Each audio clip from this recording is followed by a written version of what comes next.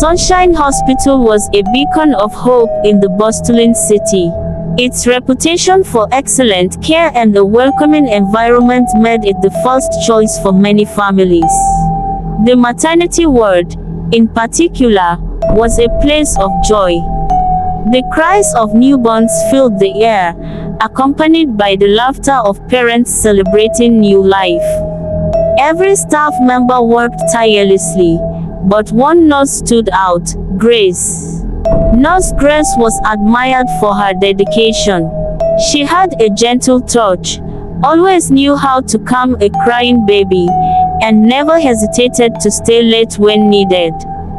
Grace's colleagues trusted her implicitly, and patients often asked for her by name. But behind her serene smile was a woman haunted by her own struggles. Grace's childhood had been tough. Growing up in a small, impoverished village, she watched her mother toil endlessly to provide for her children. Grace's father had left them when she was young, and her mother's constant sacrifices made Grace vow never to live a life of poverty. She worked hard, became a nurse, and moved to the city, hoping for a better future. But life in the city wasn't as easy as she had imagined. Her nursing salary barely covered her expenses. Grace often envied the wealthy couples who walked into the hospital, their lives seemingly perfect. They arrived in expensive cars, wearing designer clothes, and talked about lavish vacations. Grace wanted that kind of life. One stormy evening, her chance came. Mr. and Mrs. Johnson, a wealthy couple, arrived at the hospital. They had suffered several miscarriages before finally having a baby girl.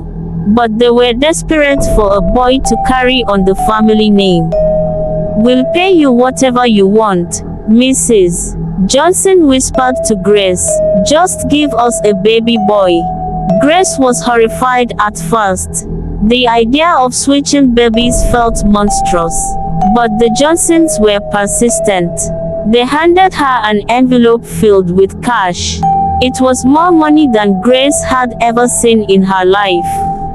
That night, after much hesitation, Grace made her decision. She switched the babies. The Johnsons left with a baby boy, and the rightful parents unknowingly took home a girl. The act haunted Grace for weeks, but the money silenced her guilt. She told herself it was a one-time mistake. However, as time passed, she realized how easy it had been. And when another couple approached her with a similar request, offering even more money, Grace gave in again. What started as a single act soon became a dark hobby. Grace began to notice couples who might pay for specific genders or traits. She approached them discreetly, and they always agreed, desperate for the perfect child. Grace became skilled at covering her tracks. She forged records, altered birth certificates, and lied convincingly to concerned parents. One day, a mother named Ada noticed something strange. Her newborn son had a distinctive birthmark on his arm when he was born, but after a nurse's visit, it disappeared. She confronted Grace, who assured her, "It's normal for marks to fade. Baby's skin changes quickly." Though doubtful, Ada trusted her. Grace's actions began to unravel families in ways she never imagined. A young couple, Tunde and Amaka, were overjoyed with their first son. But as he grew older, they noticed he looked nothing like them. They argued constantly, with Amaka accusing Tunde of infidelity. Their once happy marriage began to crumble. Meanwhile, another couple, the Obis, were devastated when their daughter needed a blood transfusion. Tests revealed they weren't her biological parents. The hospital launched an investigation, but Grace, skilled at deception, managed to avoid suspicion. Years passed, and Grace's wealth grew. She bought a car, moved into a better apartment, and wore expensive clothes. But with every baby she switched, her guilt deepened. She began having nightmares of crying infants and angry parents. Her downfall began when an investigative journalist, Linda, started looking into the growing number of families reporting discrepancies in their children's birth records. Linda's research led her to Sunshine Hospital, where she interviewed staff and parents. Grace's name came up repeatedly. One night, Linda followed Grace home and saw her meeting a couple in secret. Linda captured the exchange on camera, exposing Grace accepting money. The footage aired on national news, sparking outrage. Parents stormed the hospital, demanding answers. DNA tests were conducted, revealing the horrifying truth. Grace had switched dozens of babies over the years, shattering countless families.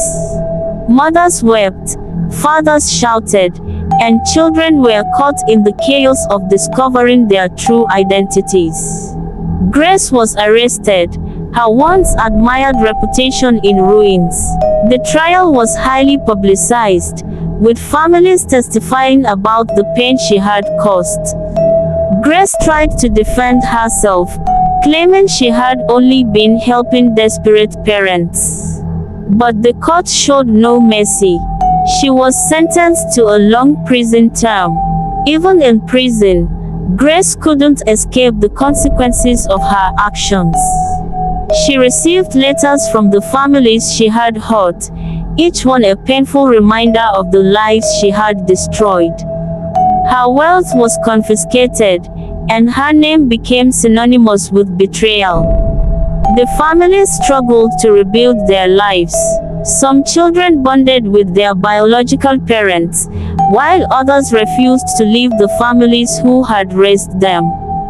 The scars of Grace's actions ran deep, affecting generations. For Grace, the wealth she had gained was meaningless now. All she had left was regret, and it weighed heavier than any punishment the law could give her. The cries of the babies she had switched echoed in her mind, a haunting reminder of her greed and betrayal.